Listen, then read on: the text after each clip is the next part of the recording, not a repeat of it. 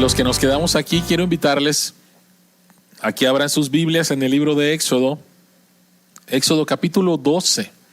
Vamos a continuar nuestra serie en el libro de Éxodo. Esta serie se llama De la esclavitud a la libertad. De la esclavitud a la libertad. Este es el mensaje número 9, que se llama Tu relación con el pecado. Éxodo 12, del 1 al 20. Si quieres la hojita con el bosquejo y las preguntas de aplicación, está en la parte de atrás, y también allá hay Biblias y plumas. Éxodo capítulo 12, versículos del 1 al 20, la palabra del Señor dice: En Egipto el Señor habló con Moisés y Aarón. Les dijo: Este mes será para ustedes el más importante, pues será el primer mes del año. Hablen con toda la comunidad de Israel y díganles que el día 10º de este mes todos ustedes tomarán un cordero por familia, uno por cada casa.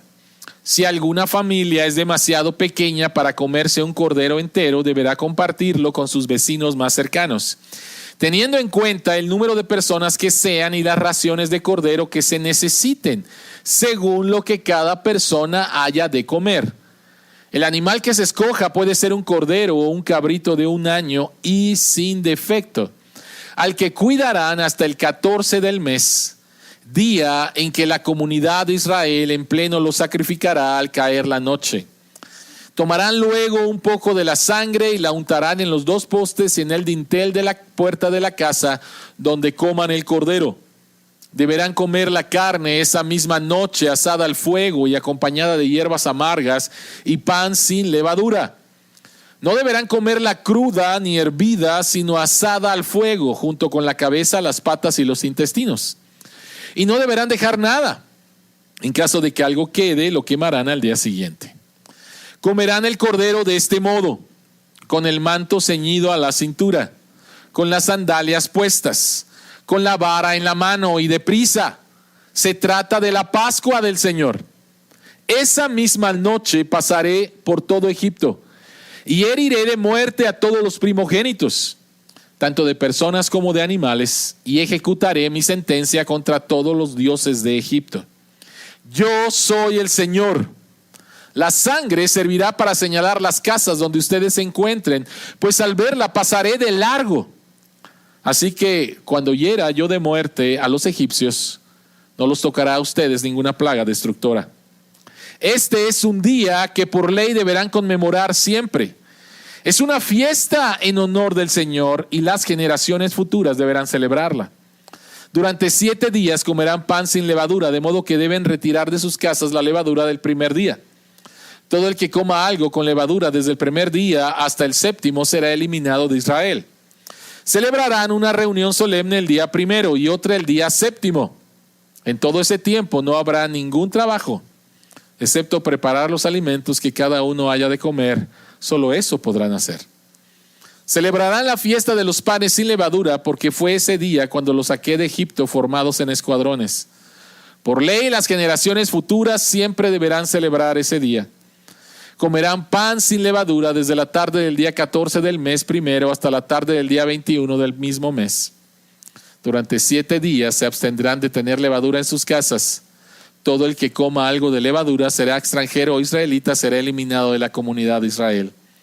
No coman nada que tenga levadura. Donde quiera que vivan ustedes, comerán pan sin levadura. Oremos.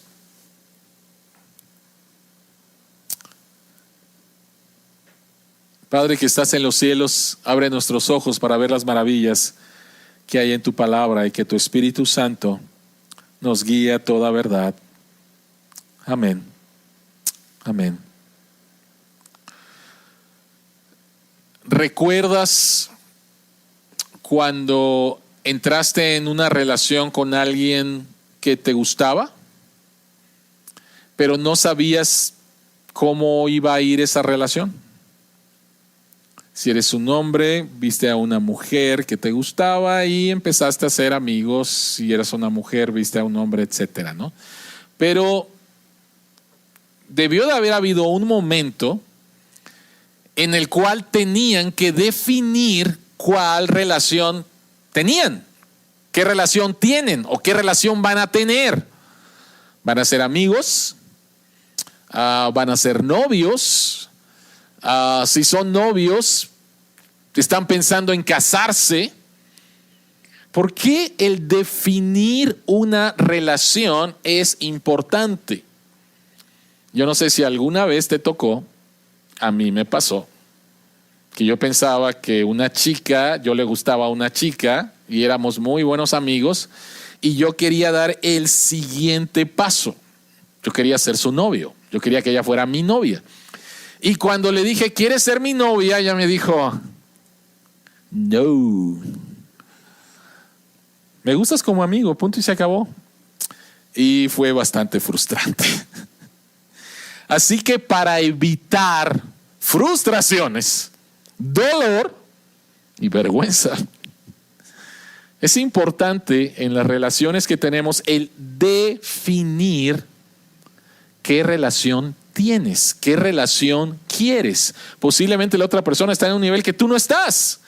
Y entonces es importante definir qué relación tienes. Hablando acerca de relaciones, lo que va a pasar en Éxodo capítulo 12 va a cambiar completamente la relación entre Faraón e Israel. Va a cambiar la relación entre Faraón e Israel. Antes de esto, y lo que hemos estado viendo, Faraón es, yo soy el amo de ustedes. Ustedes son mis esclavos. Y esa es la relación que tenemos. Yo soy el amo y ustedes son esclavos. Pero Éxodo capítulo 12, la Pascua, que es la 10ª plaga. Estamos hablando de la 10ª plaga, la muerte de los primogénitos, y estamos hablando al mismo tiempo de la Pascua. Esto va a transformar la relación entre Faraón y el pueblo de Israel. Esto va a transformar la relación. Y hablando de relaciones, la pregunta que queremos contestar y que tiene que ver con la relación que va a cambiar entre Faraón e Israel, la pregunta es, ¿cuál es tu relación con el pecado? La relación entre Faraón e Israel va a cambiar. ¿Por qué? Porque Israel va a dejar de ser esclavo y va a tener una nueva relación. Nosotros, al confiar en Cristo, dejamos de ser esclavos del pecado. Pero la pregunta es, ¿cuál es tu relación ahora con el pecado? Y es muy importante de poder entender cuál es nuestra nueva relación con el pecado ahora que hemos sido liberados por Jesucristo. Porque si no entiendes esto, no estás entendiendo tu vida cristiana. Y vas a pasar por muchos sinsabores, por muchos malos entendidos, por un malentendido con respecto a Dios, por un malentendido con respecto a ti. Por lo tanto, es importante saber cuál es tu nueva relación con el pecado. 3 cosas. La primera de ellas, no posees tu pecado. No posees tu pecado. Y cuando hablo de poseer, estoy hablando de posesión de propiedad. Entonces, número 1, no posees tu pecado. Número 2, no vas a recibir el castigo de tu pecado. Y número 3, vas a luchar con la raíz de tu pecado. ¿Cuál es tu relación con el pecado? Número 1, no posees tu pecado. Número 2, no vas a recibir el castigo por tu pecado. Número 3, vas a luchar con la raíz de tu pecado. Entonces vayamos al punto número 1. Otra vez, recuerden el contexto, la derrota de los dioses, la 10ª plaga. Dios dice que va a llegar nuevamente esta plaga en la cual los primogénitos van a ser juzgados. Egipto va a ser juzgado. Y si no hacen lo que Dios dice, entonces los primogénitos van a morir.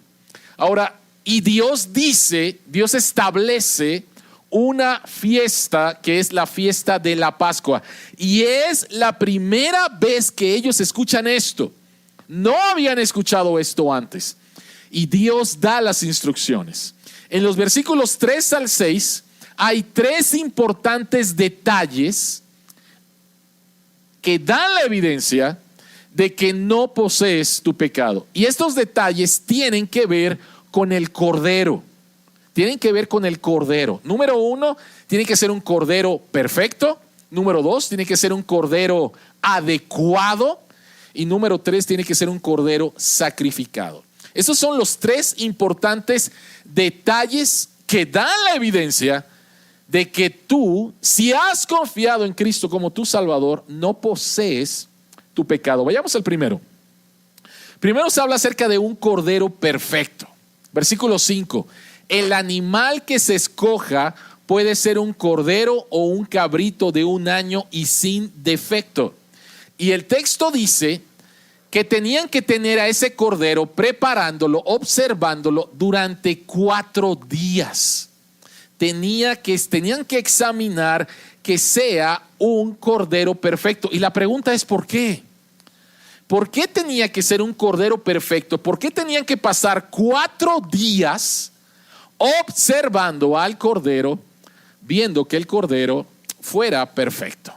Bueno, la primera vez que Juan el Bautista ve a Jesús como adulto, no sabemos si se conocieron de niños, pero la primera vez que Juan el Bautista ve a Jesús como adulto, él dice, aquí tienen al Cordero de Dios que quita el pecado del mundo. Yo vengo de un trasfondo católico romano y los domingos íbamos a misa.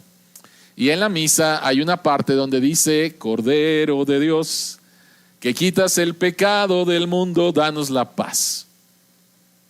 Y yo lo cantaba y yo lo decía sin saber, sin entender de qué se trataba esto. Ahora, cuando Juan dice esto, debemos de recordar, por favor, el contexto en el cual está Juan. Es un contexto de judíos. Y cuando Juan dice, he aquí el cordero, pues no vieron un cordero, no vieron un animal, vieron un hombre. Y Juan dice, aquí está el cordero que quita el pecado. Los judíos entendieron o medio entendieron de qué se trataba esto. Está hablando de que toda la historia pasada y todo lo que tenía que ver con los sacrificios de corderos en la Pascua y también todos los días apuntaban al final a un hombre, quien iba a ser verdaderamente el Cordero de Dios. Pero este hombre tenía que ser perfecto. Lo mismo dice Pablo en 1 Corintios 5:7. Porque Cristo, nuestro Cordero Pascual, Pablo está yendo a Éxodo 12 y dice, Cristo es verdaderamente el Cordero Pascual. Cristo es a lo que apuntaban todos los corderos pascuales. Y también 1 Pedro 1:18 al 19 dice lo siguiente: como bien saben, ustedes fueron rescatados de la vida absurda que heredaron de sus antepasados. El precio de su rescate no se pagó con cosas perecederas como el oro o la plata, sino con la preciosa sangre de Cristo. ¿Cómo qué? Como de un cordero sin mancha y sin defecto. Ahora, otra vez, todavía no hemos contestado la pregunta, ¿por qué? ¿Por qué tenía que ser un cordero sin mancha, un cordero sin defecto? Yo dije que tenían que pasar 4 días donde el cordero tenía que ser observado, examinado, a ver si era un cordero perfecto. De la misma manera en que pasaron esos 4 días, durante la Semana Santa, Jesucristo estuvo siendo observado por sus enemigos. Y sus enemigos le tendieron trampas. Y sin embargo, de todas ellas, Jesucristo salió victorioso. No hubo defecto, no encontraron defecto en él. Y todavía aún más, la noche anterior a la cruz, Jesucristo estuvo siendo examinado por los enemigos y en la mañana fue llevado con Poncio Pilato y Poncio Pilato lo estuvo juzgando, lo estuvo observando y al final, ¿qué es lo que dice Poncio Pilato? Juan 19:6, Poncio Pilato dijo con respecto a Jesús: por mi parte no lo encuentro culpable de nada. Y sin embargo lo entrega para que sea crucificado. Entonces, un cordero sin mancha y sin defecto. Jesucristo es aprobado por sus enemigos. Y la pregunta sigue siendo, ¿por qué? La pregunta sigue siendo ¿por qué? ¿Por qué el hecho de que Jesucristo haya vivido una vida perfecta es evidencia de que no posees tu pecado? ¿Por qué esto es evidencia? Cuando tú te conviertes, cuando tú te arrepientes de tu pecado y confías en Jesucristo como tu Salvador, pasan dos cosas. La primera de ellas es que Cristo toma tu pecado y Jesucristo es juzgado por tu pecado. Pero lo segundo que pasa es que Él te da su perfecta justicia. Él te da un nuevo récord. Estábamos hablando de eso en la clase de membresía, en la clase del mirador. Segunda de Corintios 5:21 dice: al que no conoció pecado, Cristo por nosotros lo hizo pecado. Tu pecado se le asigna a Cristo. Y dice, para que nosotros recibiéramos la justicia de Dios en Él. En otras palabras, el récord perfecto de Cristo se te adjudica a ti. Tú tienes un nuevo récord. Ahora, si Jesucristo no fuera perfecto, no tendría nada que darte y todavía tendrías un récord marcado por tus pecados. Lo voy a poner de otra manera. ¿Alguno de ustedes ha caído? ¿Dónde es que trabajabas antes, Juan Carlos? Buró de crédito, gracias. ¿Alguno de ustedes ha caído en un buró de crédito? ¿Sí? Y entonces, si caes en buró de crédito y quieres pedir un crédito, ¿qué te van a decir? No, señor. ¿Sí? Por mucho tiempo o posiblemente por el resto de tu vida. ¿Ok? Pero te van a decir que no, porque tu récord es que no pagaste, tienes una mala reputación, ¿ok?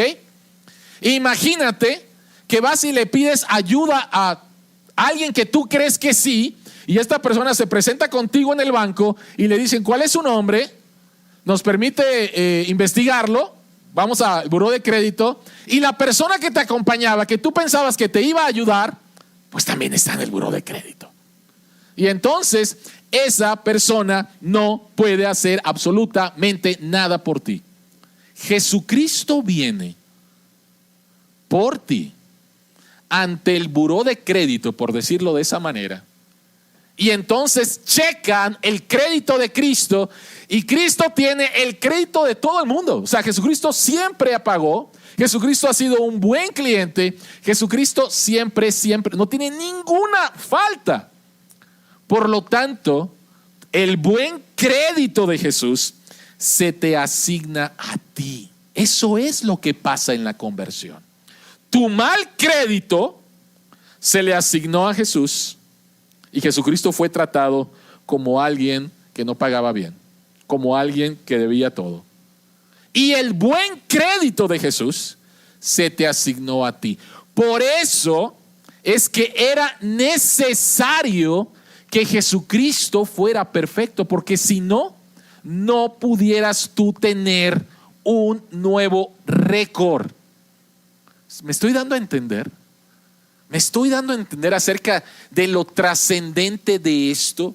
Otra vez, lo voy a explicar de otra manera porque creo que es muy importante de entenderlo. Tú y yo le debíamos a Dios. Y de repente vienen y por deberle a Dios merezco una pena, ¿sí? Le debo, merezco una pena. Pero de repente se presenta Diana y dice, no, él es mi esposo, lo amo, yo quiero pagar por él. Y Dios dice, a ver, Diana, déjame decirte que tú también me debes. Y de repente dice mi hijo, no, son mis papás. Y Dios dice, pues tú también me debes. Y así, cada persona que viniera a ayudarme, delante de Dios, me debes. Todos le debemos a Dios por causa de nuestros pecados. Y entonces se presenta Jesús y delante de Dios es, no, tú no me debes. Todo lo contrario, tú has hecho, todo siempre lo has hecho de manera perfecta. Tú me has obedecido por amor siempre. Y el hijo le dice al padre, por favor, todo mi crédito todo mi buen nombre, todo mi buen récord, quiero que se lo asignes a Marco. ¿Y qué hacemos con el mal récord de Marco? Me lo asignas a mí. Entonces te voy a tratar como si fueras Marco con mal récord. Y eso es lo que pasó en la cruz. Pero la bendición es que al ser Jesucristo perfecto, su buen récord, su justicia, se te acredita a ti. Y Dios te ve como si nunca, y te trata como si nunca hubieras pecado contra Él. Por eso es que no posees tu pecado. Lo que posees es la justicia de Cristo. Si has confiado en Él como tu Salvador. No posees tu pecado, posees la justicia de Cristo. Ese es el primer detalle, un cordero perfecto. Pero hay otro detalle, hablando acerca de un cordero exacto. Un cordero exacto o un cordero preciso. Vean los versículos 13, el 4 y el 10. Dice: todos ustedes tomarán un cordero por familia, uno por cada casa. Si alguna familia es demasiado pequeña para comerse un cordero entero, deberá compartirlo con sus vecinos más cercanos, teniendo en cuenta el número de personas que sean y las raciones de cordero que se necesiten, según lo que cada persona haya de comer.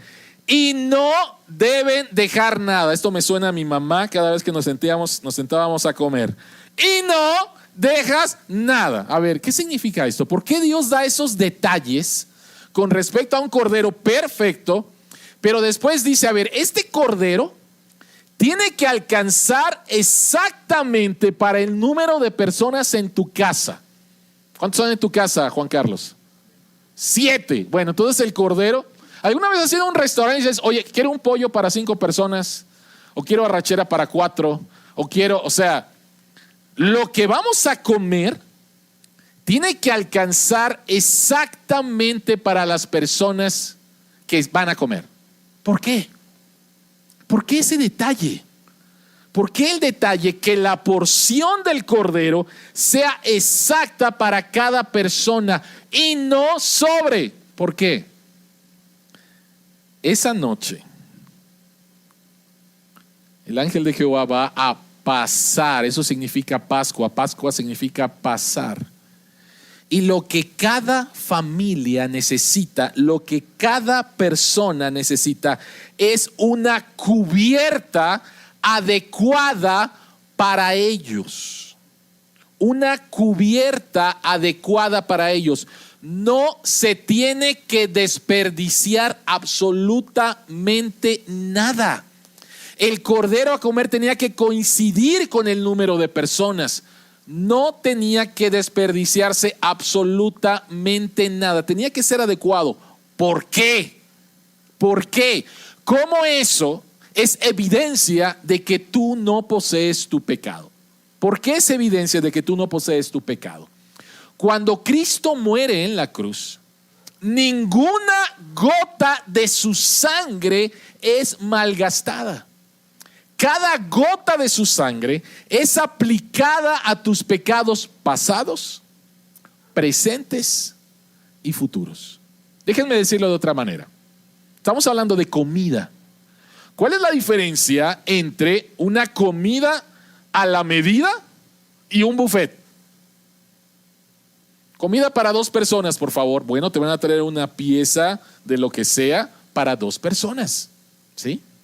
Pero si te dicen un buffet, en un buffet va a sobrar, porque el buffet es para todos y va a sobrar. Bueno, el sacrificio de Cristo fue diseñado no como un buffet. El sacrificio de Cristo, la salvación que trae Cristo, no fue diseñado como un buffet. No fue a ver quién lo agarra y a ver quién no, y si se desperdicia no hay problema. No. El sacrificio de Jesucristo en la cruz, Cristo fue a la cruz teniéndote a ti en mente. Y la salvación que Jesucristo logra es una salvación completa, no es una salvación posible. No es de que Jesucristo va a la cruz y hace posible la salvación, no. Jesucristo hace una salvación completa. Entonces, cuando tú vienes a Él, lo que recibes es una porción exacta para cada uno de tus pecados pasados, presentes y futuros, todos cubiertos por el sacrificio de Jesucristo. No es un buffet. Si fuera un buffet, estaríamos pensando ¿agarré lo suficiente? ¿Quién me dice si agarré lo suficiente? ¿Agarré de más? ¿Agarré de menos? Y no pasa eso. Ni una gota de la sangre de Cristo fue desperdiciada. Jesucristo muere por su pueblo, por los suyos. Es una salvación completa, no es una salvación posible. Y cuando la recibes, tú no tienes que hacer absolutamente nada más, porque Él la completó. Por lo tanto, tú no posees tu pecado. No es tu propiedad tu pecado. Lo que es tuyo es la cubierta adecuada, perfecta de Jesucristo, de su sangre, para cada uno de tus pecados. Ese es el segundo detalle, un cordero perfecto, un cordero adecuado, ¿sí? En tercer lugar, es un cordero sacrificado. 4 días cuidándolo, al que cuidarán hasta el 14 del mes, día en que la comunidad de Israel en pleno lo sacrificarán al caer la noche. ¿Qué es lo que pasaba? Después de tener 4 días a ese cordero, después de identificarte con ese cordero, el jefe de familia agarraba al cordero y le cortaba el cuello delante de todos. La imagen era una imagen muy fuerte, una imagen demasiado fuerte. ¿Por qué? ¿Por qué? La imagen era fuerte pero clara. La paga del pecado es la muerte. Los pecados de esta familia han sido transferidos al cordero. El cordero es sustituto. Esa es la razón. 2 mensajes. El primero de ellos, la paga del pecado es la muerte. Y número 2, si no quiero experimentar la muerte, necesito un sustituto. Necesito un sustituto. Y en este caso, el cordero sacrificado era el sustituto. Primera de Pedro, lo voy a volver a leer, lo dice de esta manera.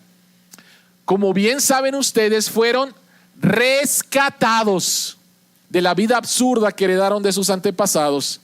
El precio de su rescate no se pagó con cosas perecederas como el oro o la plata, sino con la preciosa sangre de Cristo, como de un cordero sin mancha y sin defecto. Cristo va a la cruz, derrama su sangre por nosotros para que seamos rescatados. Steven Morales dice lo siguiente: la Pascua celebra uno de los temas centrales a la narrativa redentora, que la salvación se lleva a cabo por medio de sangre de un cordero. No hay otra forma, no hay otra forma. Y el modelo de Éxodo apunta nuevamente a Cristo. Vamos a ser rescatados a través de un cordero. Por eso Juan dijo: ahí el cordero que quita el pecado del mundo. Pregunta: ¿cómo eso es evidencia de que no posees tu pecado? ¿Cómo eso es evidencia de que no posees tu pecado? Cristo quitó el pecado de ti. Cristo es tu sustituto. Así como la familia degollaba el cordero, se derramaba la sangre y entonces esa familia fue salvada por el sustituto, Jesucristo es nuestro sustituto. Jesucristo es nuestro sustituto. La muerte de Cristo, ya lo hemos dicho varias veces, pero creo que es importante. La muerte de Jesucristo no fue como un ejemplo. Te voy a decir cómo se debe vivir una vida sacrificial. No. La muerte de Cristo fue sustitutoria. Ese fue el propósito. Él va a la cruz como nuestro sustituto. Ahora, alguien dirá: ¿cómo puede ser eso una evidencia de que no poseo mi pecado cuando yo peco todos los días? Cuando sigo batallando con mi pecado, ¿cómo puede ser eso una evidencia de que no poseo mi pecado? Precisamente porque tú y yo todavía estamos en un proceso y pecamos, el arrepentimiento y la confesión son el reconocimiento de que no poseemos el pecado. En otras palabras, cuando tú y yo pecamos, estamos viviendo no de acuerdo a lo que ahora somos. Si después de esto, si después de la liberación, Faraón se hubiera acercado, yo creo que Faraón murió en el Mar Rojo, junto con todo su ejército. Vamos a suponer que Faraón no murió. Y vamos a suponer que Faraón logra salvarse, ¿no? Y llega a la otra orilla donde están todos los israelitas, ¿no? Entonces Faraón llega y se quita todo el agua y todo, ¿no? Y ve a todos los israelitas y Faraón les dice: ¡Ey! ¡Se me regresan, por favor! ¿Cómo creen que hubieran actuado los israelitas? ¿Cómo creen que 430 años bajo el yugo de Faraón? 430 años viviendo como esclavo. En mi ADN es esclavo, ¿sí? Mi amo, listo, dígame, ¿qué hago? ¿No? Si hubiera habido en esta historia imaginaria que les estoy contando, si hubiera habido un israelita que hubiera dicho: dígame, señor, ¿sí? A sus órdenes, jefe, ¿sí? Estaría actuando completamente contrario a lo que es ahora. Por lo tanto, cuando tú y yo pecamos, estamos diciendo que nos gustaría otra vez estar del otro lado y regresar con nuestro amo. Por lo tanto, el arrepentimiento y la confesión son el reconocimiento de: Señor, este pecado que acabo de cometer, tú ya lo pagaste. Y quiero vivir de acuerdo a lo que ahora soy. ¿Cuál es la evidencia de que todavía quieres poseer tu pecado? La evidencia es culpa y vergüenza. Si tú estás viviendo en culpa y vergüenza por tus pecados, estás diciendo que tu pecado te pertenece todavía, que es tu propiedad todavía. ¿Alguna vez has agarrado a alguien agarrando tu propiedad? O sea, tratando de robarse lo que es tuyo. ¿Alguna vez te ha pasado eso? ¡Ey! ¿Qué haces? Eso es mío. ¿A dónde te lo llevas? Bueno, tu pecado, mi pecado, le fue asignado a Cristo, cayó sobre Cristo. Tú ya no posees tu pecado. Por eso el arrepentimiento y la confesión son el reconocimiento de eso. Y somos llamados a eso. Entonces, ¿cuál es tu nueva relación con tu pecado? Número 1, tú no posees tu pecado. Tú posees la justicia de Cristo. Esa es tu verdadera posesión, la justicia de Cristo, el récord de Cristo. Número 2, ¿cuál es tu nueva relación con el pecado? Número 1, no posees tu pecado. Número 2, no llevas el castigo por tu pecado. No llevas el castigo por tu pecado. ¿Qué dijimos? La paga del pecado es Romanos 6:23, perdón, porque la paga del pecado es la muerte, ¿sí? Para los israelitas debió haber sido un shock que sus vidas estaban en peligro. En la 10ª plaga, la vida de los israelitas está en peligro. ¿Por qué? Porque Dios trae su juicio sobre la nación de Egipto y Dios va a juzgar a los egipcios y a los israelitas.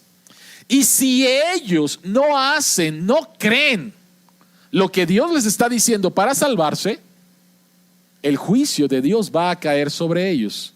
Porque ellos, al igual que los egipcios, son pecadores. Y por ser pecadores, entonces llevan un castigo. Y Dios da las siguientes instrucciones. tomarán un poco de la sangre, el cordero ha sido sacrificado, van a tomar un poco de la sangre y la untarán en los dos postes y en el dintel de la puerta de la casa donde coman el cordero. La sangre servirá para señalar las casas donde ustedes se encuentren, pues al verla pasaré de largo. Eso significa Pascua, pasar de largo. Así que cuando hiera yo de muerte a los egipcios, no les tocará a ustedes ninguna plaga destructora. En la Pascua, un primogénito iba a morir o un cordero iba a morir. Alguien iba a morir. Pero la pregunta es, ¿qué iba a determinar si moría el primogénito o moría un cordero? ¿Qué es lo que iba a determinar? ¿La nacionalidad? O sea, los israelitas son mejores y por eso merecen la gracia y los egipcios son peores, por eso merecen el juicio. No, de ninguna manera. Nuevamente, los israelitas habían pecado contra Dios, no le creyeron a Dios. Al principio sí, cuando las cosas se pusieron difíciles, no le creyeron a Dios y Dios sigue siendo fiel y fiel y fiel. Así que lo que determina si moría el primogénito o un cordero no tenía absolutamente nada que ver con la nacionalidad. Lo que determinaba si moría el primogénito o un cordero era la sangre. Era la sangre. El ángel iba a pasar y si veía sangre iba a pasar. Si no veía sangre iba a entrar e iba a juzgar. Y el primogénito, como representante de su familia, iba a morir por causa de sus pecados. El juicio de Dios. Entonces, lo que determinaba, nuevamente, no se trataba de la nacionalidad.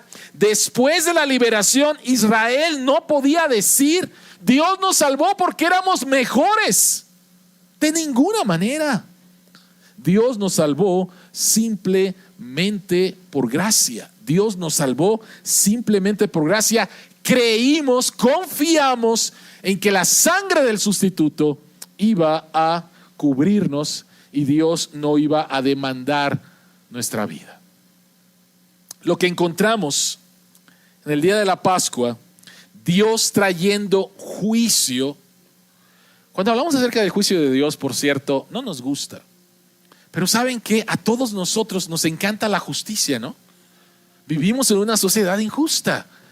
Hemos sido víctimas de la injusticia y posiblemente tú has sido injusto con otras personas, ¿no? Y cuando hablamos acerca de la justicia, queremos que la justicia se haga afuera, pero no en mí. Pero cuando Dios trae justicia, Dios no tiene favoritos. Y para que la ira de Dios se aleje de nosotros, otra vez necesitamos estar cubiertos por la sangre. Pero lo que atraía la ira de Dios era algo dentro de cada ser humano, que es el pecado. Y lo que aleja la ira de Dios es algo fuera del ser humano. Lo voy a decir otra vez. Tú y yo, por ser humanos, por ser herederos de Adán y Eva, hemos nacido con una naturaleza pecaminosa. Y lo que atrae la ira de Dios a mi vida es precisamente lo que hay dentro de mí. Contrario a lo que dice el mundo, contrario a la moda, contrario a la filosofía secular de que dentro de ti está lo bueno. La Biblia no enseña eso. La Biblia enseña que dentro de ti está lo que atrae la ira de Dios. Y lo que la Biblia enseña es que algo fuera de ti es lo que va a alejar la ira de Dios. ¿Y quién es este algo fuera de mí? Bueno, es Jesucristo. Es Jesucristo. Es la sangre que fue derramada en él. Miren, creo que es importante señalar que cuando pasa el ángel y pasa por donde hay sangre, la ira de Dios se aleja. La pregunta es, ¿a dónde se fue la ira de Dios? ¿Sí? ¿A dónde se fue la ira de Dios? Y la ira de Dios va directamente a la cruz. no es que se evapora, no es que desaparece en el universo, no es que se pierde, no. La ira de Dios pasa, pero tiene que ir a algún lugar. Y ese lugar fue la cruz. Y escuchamos a nuestro Señor Jesucristo declamar y decir: Dios mío, ¿por qué me has desamparado? Entonces, si algo externo a ti alejó la ira de Dios, esto nos debe de llevar a una humildad profunda. Hay gente que le encanta pensar que son el favorito de Dios porque Dios vio algo dentro de ellos. Y entonces he escuchado a personas decir: debe de haber algo dentro de mí. Yo sé que soy un favorito o una favorita de Dios. Debe de haber algo dentro de mí que a Dios le agrada. Por eso es que Dios me trata tan bien. ¿Sabes qué? Estás equivocada. Dios te trata tan bien porque Cristo cargó con la ira de Dios. No había nada dentro de ti. Y por lo tanto eso te debe de hacer humilde profundamente. Tú y yo no somos mejores que nadie. No somos mejores que nadie. Somos salvados por gracia. Porque algo externo a mí fue la razón por la cual la ira de Dios se alejó. Ahora, cuando tú como cristiano pasas por un tiempo de sufrimiento, es bien fácil pensar que Dios te debe de estar castigando. Es bien fácil pensar que Dios te está castigando, pero si toda la ira de Dios cayó en la cruz sobre Cristo, entonces no queda más ira de Dios para ti. Por favor, entiéndelo, no queda más ira de Dios para ti. Y lo único que queda es gracia, es amor y es disciplina paternal. ¿Qué es lo que Jesucristo dijo en el Getsemaní? Padre, no quiero beber la copa. ¿De qué copa estaba hablando Jesucristo? La copa de la ira de Dios. Y Jesucristo dijo: no quiero. 3 veces le pidió a Dios, pero las 3 veces Jesucristo dijo: no se haga mi voluntad sino la tuya. Y en la cruz Jesucristo bebió hasta la última gota de la ira de Dios. Entonces, si alguien trajera la copa de la ira de Dios y me la quisiera echar a mí, pues no hay ninguna gota. No hay ninguna gota. ¿Y sabes cuál es la copa de la cual voy a beber ahora? La copa de la bendición de Dios. La copa de la bendición de Dios. Jesucristo tomó la copa de la ira de Dios para que tú y yo, ahora que hemos confiado en Él, bebamos de la copa de la bendición de Dios. Lo que queda para ti, por favor, es gracia. Lo que queda para ti es amor. Y lo que queda para ti es disciplina paternal. Hay una grande diferencia entre castigo y disciplina. Castigo es: me la debes y vas a pagar. Disciplina es: te amo y no quiero que te perjudiques. Quiero ayudarte. Y en los momentos difíciles en la vida de un cristiano, por favor, no pienses que Dios te está castigando por un pecado. No es karma. Todo tu pecado le fue cargado a Cristo. Toda la ira de Dios por causa de tus pecados le fue cargado a Cristo. Jesucristo lo bebió absolutamente todo. Y el sufrimiento en tu vida pudiera ser parte de la disciplina amorosa de Dios para transformarte más y más a su imagen. Así que Jesucristo bebió toda la ira de Dios. Entonces, ¿cuál es tu nueva relación con tu pecado? Número 1, tú no posees tu pecado. Número 2, tú no vas a recibir el castigo por tus pecados. Cristo ya lo recibió. Y número 3, tú luchas contra la raíz de tu pecado. Si ustedes recuerdan, el pasaje que leímos termina diciendo: pan sin levadura, pan sin levadura, pan sin levadura. ¿De qué se trata? ¿De qué se trata? Versículos 14 al 20 explica una celebración de 7 días llamada la fiesta de los panes sin levadura. ¿Qué significa? ¿Qué significa esa fiesta? ¿Sí? el día en que era la Pascua, ese día empezaba la fiesta de los panes sin levadura. ¿Qué significa eso? ¿Qué significa la levadura? La levadura es lo que hace que el pan, ¿qué? Se suba, ¿no? Es lo que hace la levadura. Y entonces, en ese tiempo, y todavía hasta el día de hoy, haces un pan, pones la levadura, se leuda toda la masa y apartas un poquito de la levadura para el día de mañana, el pan del día de mañana.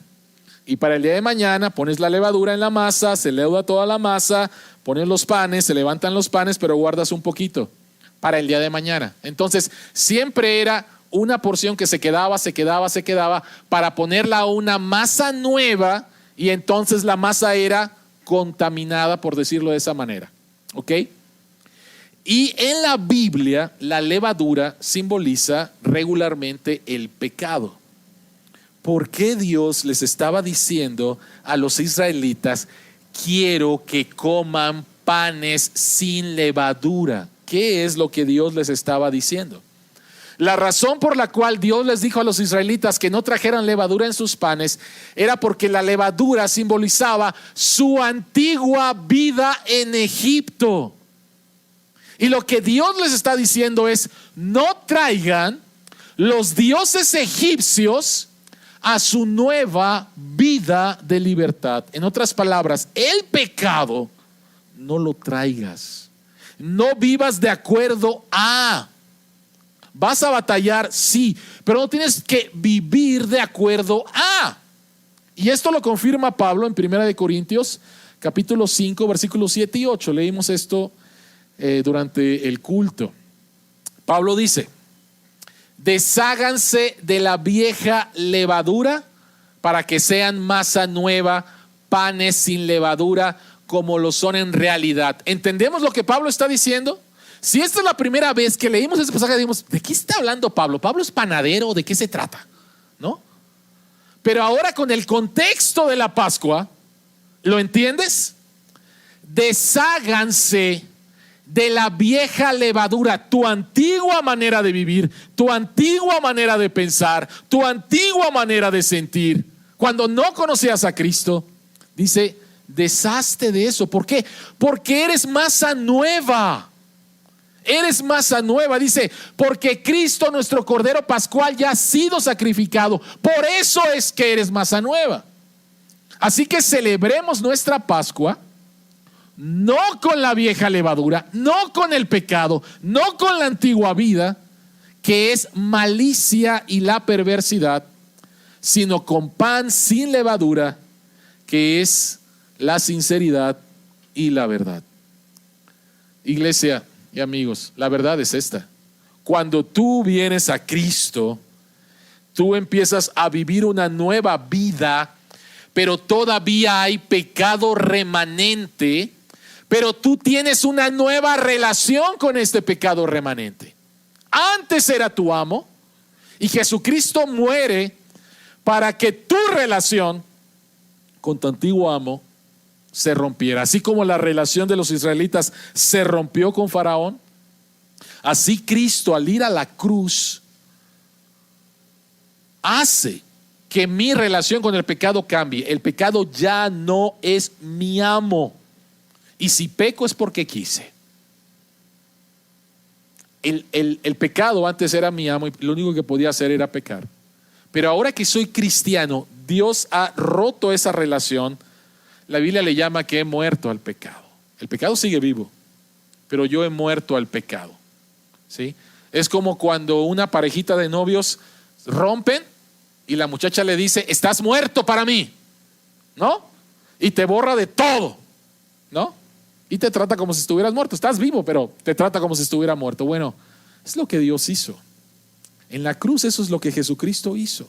Muere por nosotros, nosotros morimos con Él para que nosotros ahora tengamos una relación diferente con el pecado y no traigamos a nuestra nueva vida eso. Seguimos batallando con. ¿Por qué? En esta nueva vida que tenemos es completamente diferente a la anterior. Es muy interesante, versículos 1 y 2, que Dios les dice: en Egipto el Señor habló con Moisés y Faraón y les dijo: este mes será para ustedes el más importante, pues será el primer mes del año. La Pascua fue tan importante y sigue siendo tan importante para los israelitas que hubo un reorden, porque apuntaba a una nueva vida, apuntaba a una nueva identidad, apuntaba a un nuevo calendario, apuntaba a una nueva fiesta, todo por la muerte del Cordero. Y el versículo 14 dice que se tenía que recordar para siempre el evento de la liberación del pueblo de Israel por causa de un sustituto, del derramamiento de sangre de un cordero. Era un evento tan importante que hubo un reorden de todas las cosas. Nueva vida, nueva identidad, nuevo calendario, nueva fiesta. Es como si vamos a celebrar en esta semana el grito, ¿no? Es como si el grito fuera tan trascendente para los mexicanos, y lo es, ¿sí? Y lo es, pero no es tan trascendente, por decirlo de esa manera, para que sea el primer mes del año, ¿no? Queremos hacer de septiembre el primer mes del año porque septiembre es cuando celebramos nuestra libertad de los españoles. Bueno, eso fue lo que pasó.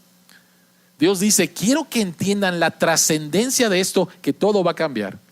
Ustedes van a tener una nueva vida, ustedes van a tener una nueva identidad, por lo tanto van a tener un nuevo calendario y por lo tanto van a tener una nueva fiesta que quiero que celebren por siempre.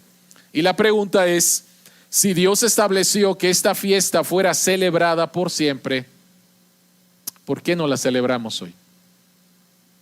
¿Por qué no la celebramos hoy? ¿Por qué no celebramos la Pascua hoy?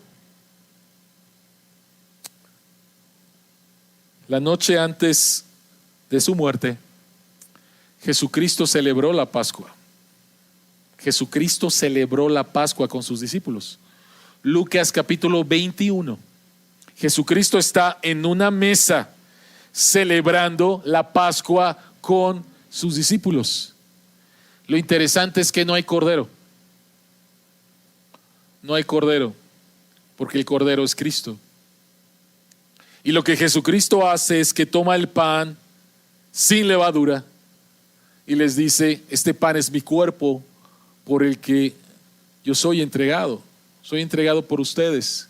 Y Jesucristo toma la copa y dice: esta copa es el nuevo pacto en mi sangre, hagan esto cada vez que beban de ella, es mi sangre, simboliza mi sangre, yo estoy dando esto por ustedes. Jesucristo cambia la Pascua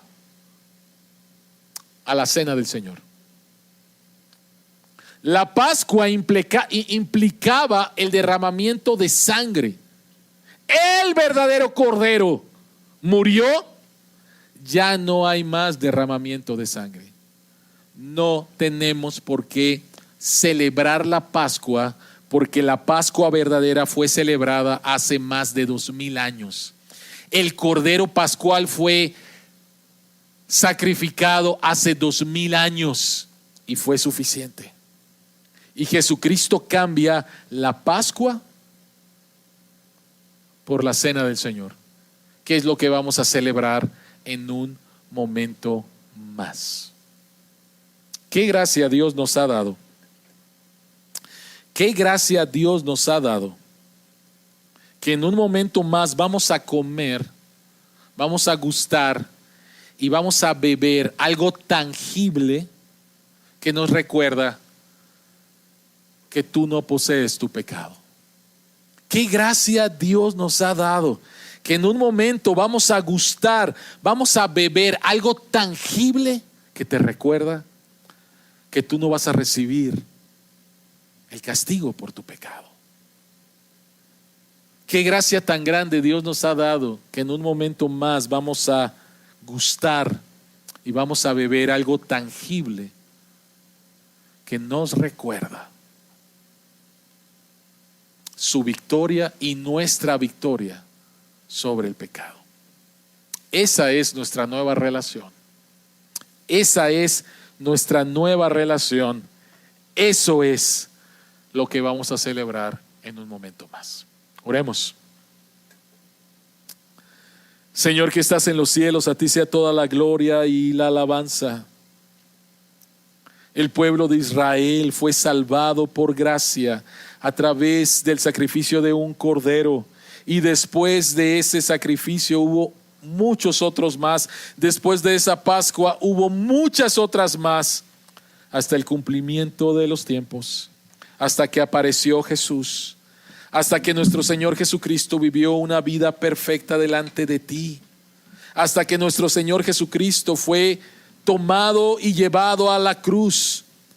Como un cordero no abrió su boca, como un cordero perfecto fue sacrificado, para que nosotros ahora, nuestra única posesión sea su récord justo, su récord perfecto, para que nuestra posesión sea la copa de bendición y no la copa de la ira, para que tengamos ahora una nueva identidad y un nuevo potencial para vencer el pecado en nuestra vida.